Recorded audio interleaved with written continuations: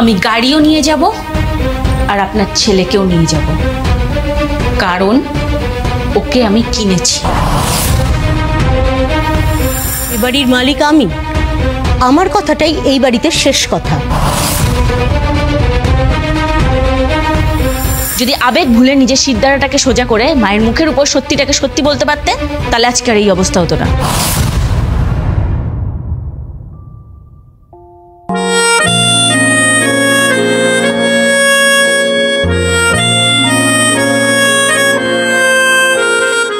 বৌমা। হ্যাঁ মা বলুন।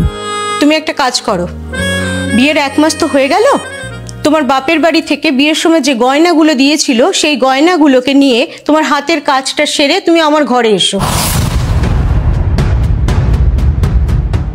কেন মা? ওগুলো তো আমি আলমারিতে যত্ন করে গুছিয়ে রেখে দিয়েছি। তোমার আলমারিতে রাখলে চলবে না বৌমা, ওগুলোকে আমার ঘরে আমার আলমারিতে রাখতে হবে। দেখো, আমি তো এই বাড়ির মালকিন, তাই তোমার গয়নাগুলো আমার আলমারিতে থাকবে। তোমার যখন প্রয়োজন হবে এক একটা নিয়ে পড়বে।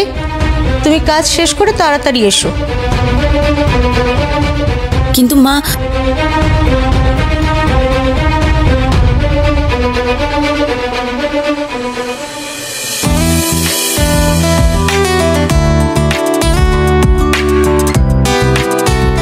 মা, আমি আর পূজা একটু মার্কেট যাচ্ছি। আসলে ওর কয়েকটা জিনিস কেনার ছিল, অনেকদিন ধরেই বলছিল, আমার সময় হচ্ছিল না, তাই ভাবলাম আজকে রবিবার, আজকে দুজনে মিলে ঘুরে আসি। তো এত রোদের মধ্যে বেরোচ্ছিস কেন? আর একটু পরে সন্ধেবেলা বিকেলবেলা এরকম সময় বেরো।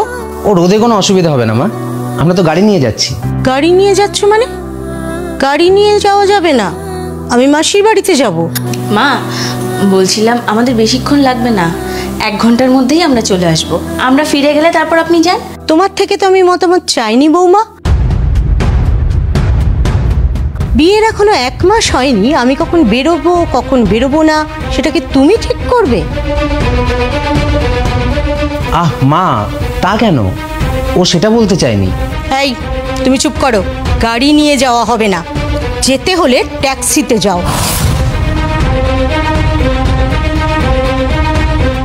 আমরা গাড়ি নিয়েই যাব। পূজা, কি হচ্ছেটা কি? ছাড়ো না, মা যাক গাড়ি নিয়ে, চলো আমরা ট্যাক্সিতে যাই। না, আমি গাড়িতেই যাব, কারণ গাড়িটা আমার।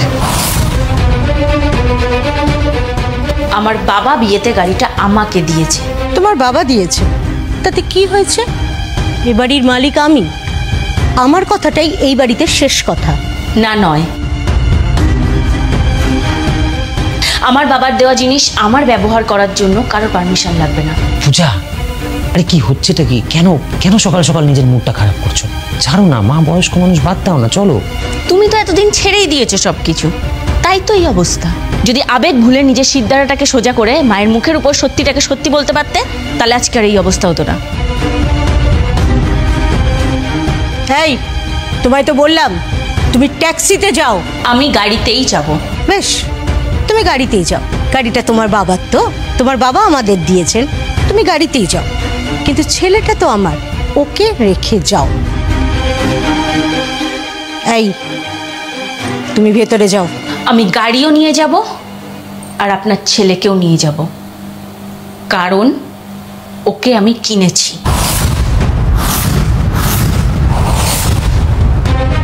কি বলছো কি তুমি?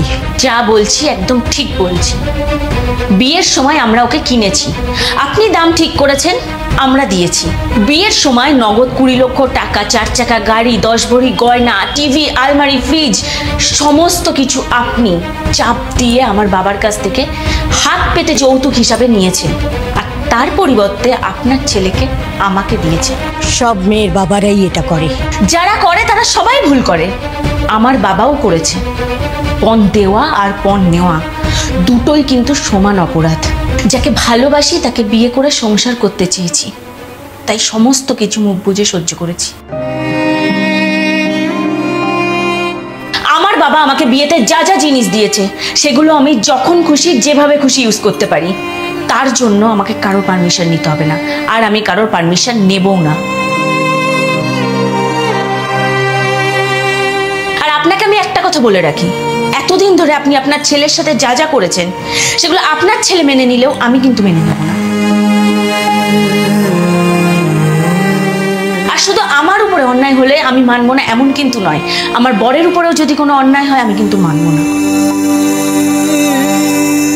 ভালোভাবে থাকলে চললে আমি বৌমা হিসাবে সমস্ত দায়িত্ব পালন করব, নচেত নয়।